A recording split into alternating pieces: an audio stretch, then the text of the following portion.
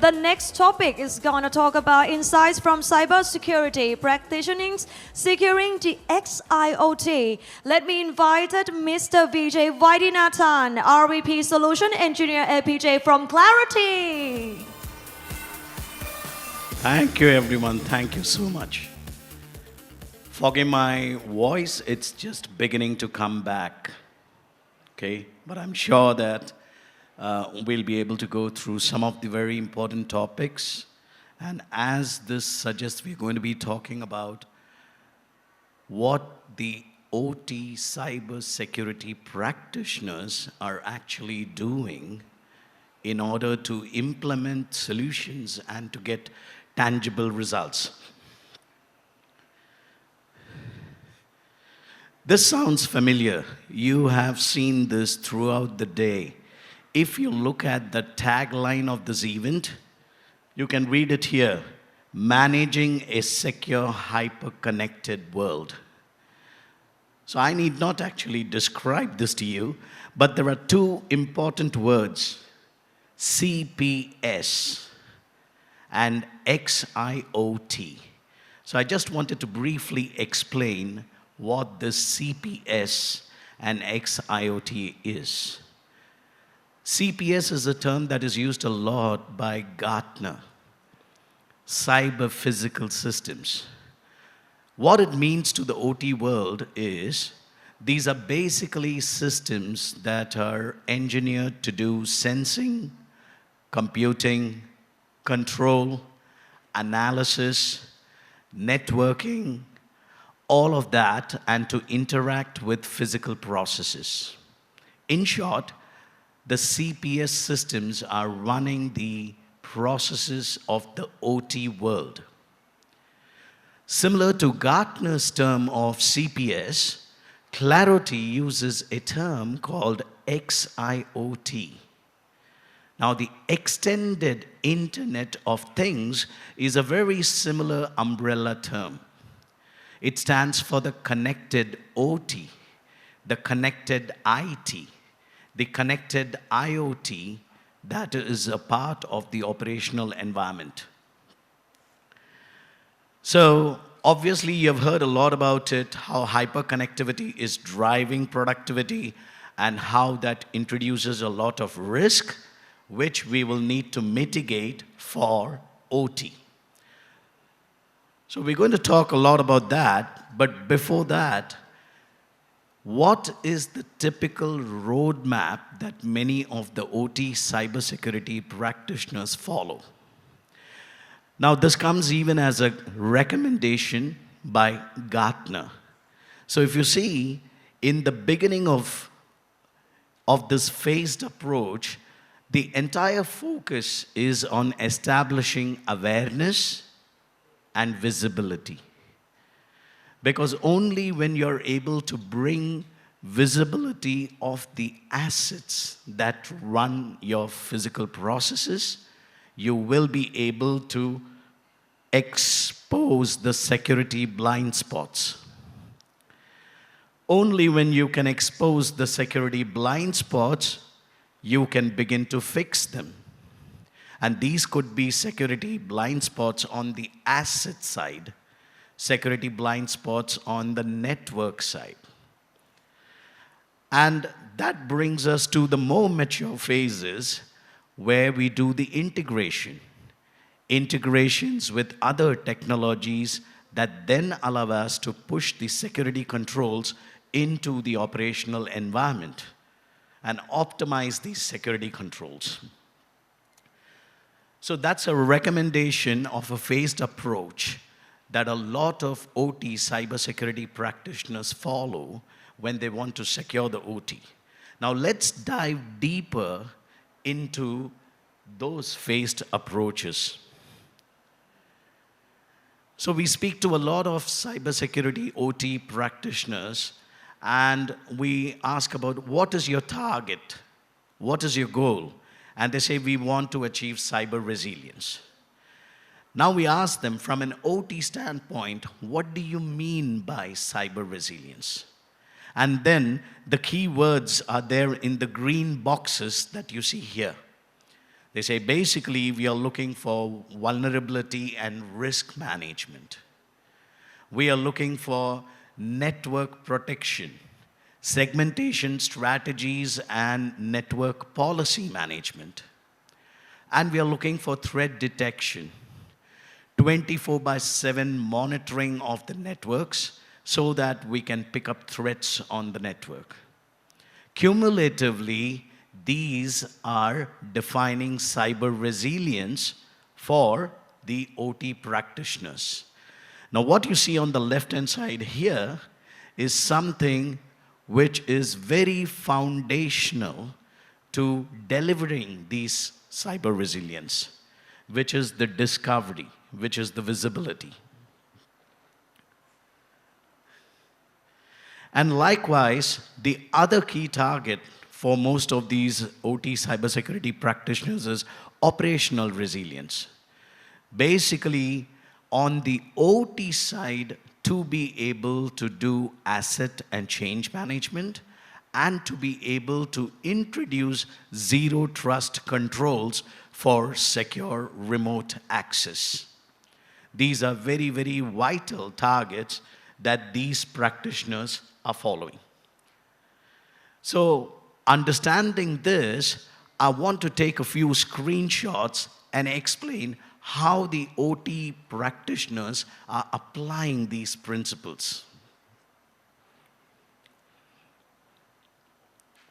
So what you're able to see here is the inclusion of all the different kinds of assets in the OT environment, which means basically we are talking about connected OT, connected IT, connected IoT in the OT space.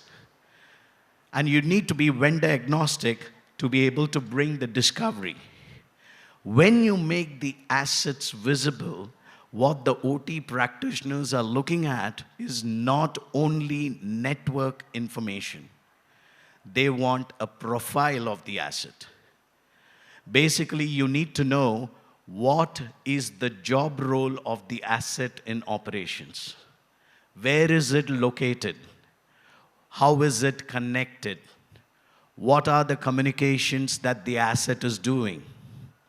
All that bit of information is important to get the deliverable, and you will have to do this for the DCS systems, for the PLC systems, for the safety systems, for the vibration monitoring systems. So it is about getting a discovery of all those assets to make OT visible. It is even important to be able to extract serial numbers, firmware numbers. Why is it so important? If you know model and if you know serial for the ICS assets, you will be able to do effective asset management. If you know accurate locational information, you will be able to do effective change management. If you know firmware versions, you will be able to know what is the vulnerability of the Siemens device, what is the vulnerability of the Rockwell device associated with that firmware number of that model, which is why device visibility needs to go very deep for us to do effective cybersecurity. So we just spoke about asset and change management. I want to spend some time looking at vulnerabilities. We worked with a lot of customers and helped them to find vulnerabilities that are related to the OT side. And then we found that the typical pain point that many of the OT customers have is they have thousands of vulnerabilities. And now they say, where do I start? What do I do with these vulnerabilities? So I want to give you examples of what OT cybersecurity practitioners do. They make use of threat intel. They make use of context and correlation to create relations.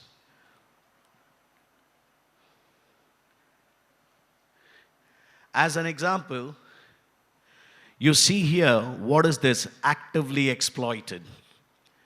This comes from CISA's KEV catalog, Known Exploited Vulnerabilities catalog. It shows which vulnerabilities are getting exploited in the wild. So what the practitioners do is they look at the list of vulnerability, they correlate with CISA's KEV to find out which vulnerabilities need urgent action and attention. You see, there's known exploits. This is another very popular database that OT cybersecurity practitioners are looking at. The known exploit stands for Exploit DB. Exploit DB registers tool sets or kits that are available for exploitation of a vulnerability.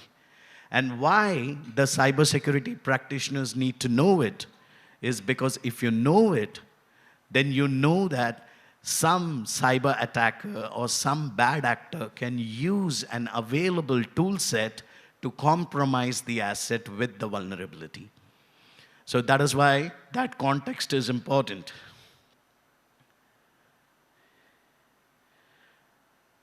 And then there is a context of EPS's score. Any of you who have heard of the EPS's score? This is an exploited prediction score system. It's an exploitable prediction score system. Higher the percentage of the exploited prediction score system, higher is the likelihood of the exploitation of the vulnerability. What it means is, it's important to flag the vulnerability, but it is important to tie it back to EPSs, to exploit DB, to CISA's KV, to really get more context and correlation out of that vulnerability. But there is more that the OT cybersecurity practitioners do.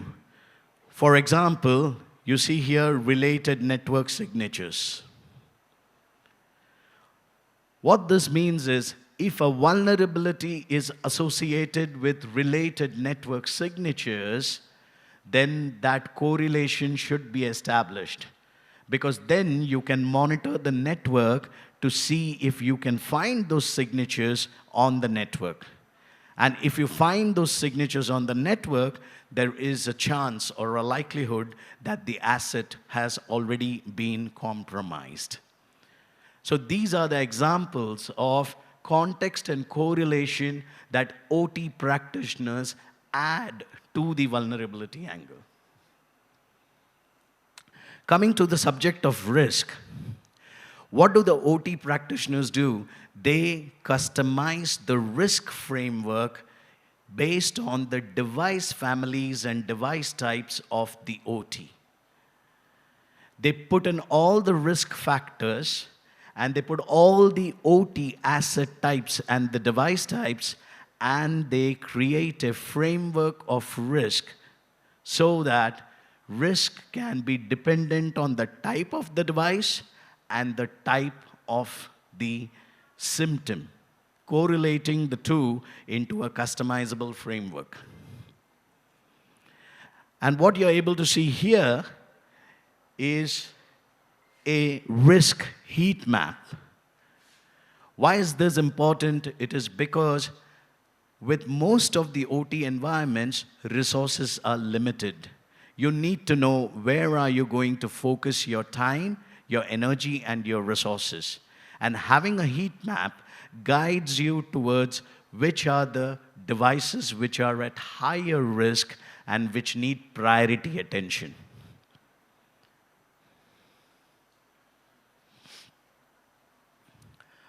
Last but not the least, I want to also talk about network policy management, because this is extremely important in OT. We have to be extremely careful with OT, because for OT, a lot is about safety and availability. So before you enforce any policies, you should really know what is it that you are actioning on the network.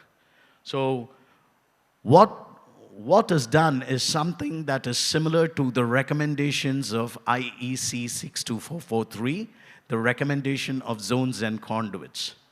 Now out here, what we are showing is typically getting recommended policies for any asset. So for example, if you have Schneider controllers, there will be recommended policies for Schneider controllers. If you have Siemens HMIs, there will be recommended policies for Siemens HMIs. Now, what the OT environment needs is give a bunch of recommended policies, compare with the traffic in the actual OT environment. When you make the comparison between the two, that then allows you to look at which are policies that are within compliance and which are the communication patterns that do not comply. Customizing that for every family of assets then allows you to put the proper enforcement of the policies into the OT networks. And this is a very effective way that cybersecurity practitioners use to implement network policy control in operations. So this is an example of that, being able to monitor the customized policies and then to generate ACLs and firewall rules so that they can then implement it after knowing the kind of policies that are working or for that particular operational site. This is a communication matrix. OT practitioners like to use communication matrix because it allows you to quickly differentiate between the greens and the pinks. So you will be able to quickly identify areas which are a problem based on just a single overview of where are your OT assets talking within policy and in which type of asset you are having out of policy communications.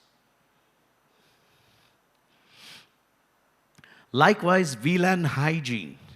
This is another area that is very widely used by the OT practitioners. VLAN hygiene basically allows you to be able to make sure that you trigger alerts when any of the assets communicate or violate the VLAN segmentation rules that are set up within the environment. And I want to talk about this, very important for a lot of OT practitioners, is to know whether the OT assets are speaking to external countries, malicious IP addresses, suspicious domains, external to the organization, and to be able to map that and know which of these assets are actually talking to assets outside the organization. That's something that is also being monitored. Coming to the last point of threat detection. Threat detection in OT has to account for known threat detection using a known signature database, but also anomaly detection, deviations from segmentation policies, or even customized rules. But what is also important is we also should be able to detect OT alerts. What I mean by OT alerts is if somebody makes changes to PLCs or the settings of a controller, we should be able to pick that change so that we can at least investigate whether it's a part of a plan. Purely looking for ransomware and malware as a form of threat detection is not good enough and sufficient for OT. For OT, we should be able to pick OT behavior. Increasing number of attacks are attempted without using malware. They are just using the same ability to move into the network, the industrial protocols that are known to the attacker, to see whether they can make changes to the PLCs and the controllers.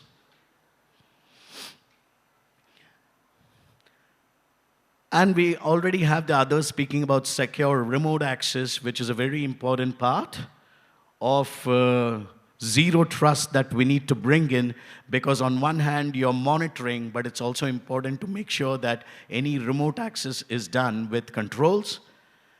And this is extremely important. Most of the organizations are invested in a tech stack. When we are finding insights using one technology, it is important to actually communicate that technology insights to different technology stacks that are already invested, so that each specialized technology can do its job, right? So I want to actually finish with this last slide, and this is a summary and a recap of what the cybersecurity practitioners are doing.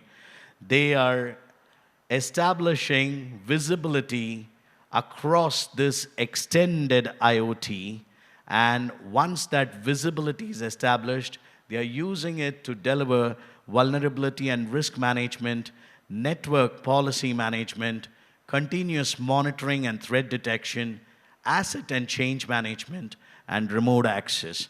Those are the targeted goals of OT cybersecurity practitioners, and we are working with OT customers to deliver those. Thanks very much.